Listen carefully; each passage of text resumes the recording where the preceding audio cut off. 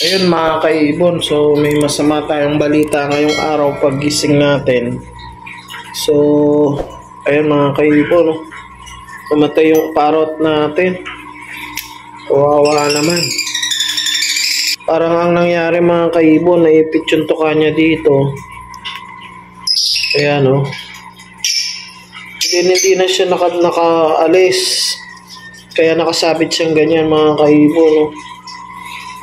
Kawawa naman yung ibon natin. Naipit yung tuka niya mga kaibon. Ayan o. Ayan o, naipit. Hindi siya makaalis. Bali ngayong umaga lang natin to nakita mga kaibon. So tanggalin ko muna mga kaibon. So ayan mga kaibon, natanggal na nga natin.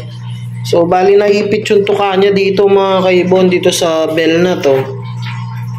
Then hindi na siya nakalabas dahil nabutas pala yung tuka niya mga kaibon. Ayan dito. Pumasok dito. Ayan yung butas mga kaibon. Oh. Sa bibig niya. Oh.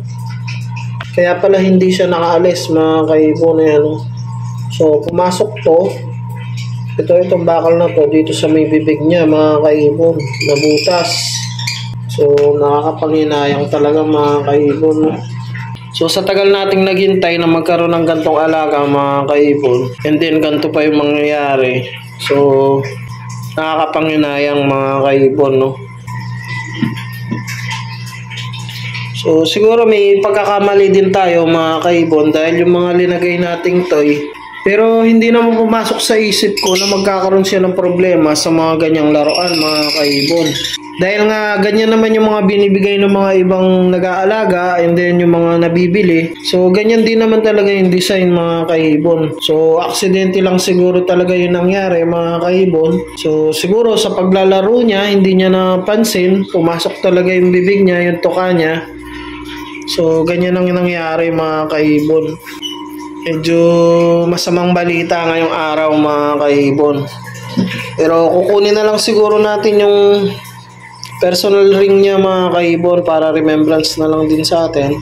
Ayan.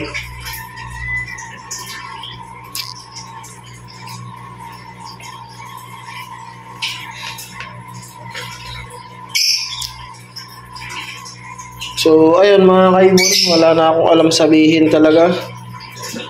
So ayan mga kaibon, wala na tayong alam sabihin. Dahil nga nanghihinayang talaga tayo mga kaibon sa nangyari ngayon sa ating alaga.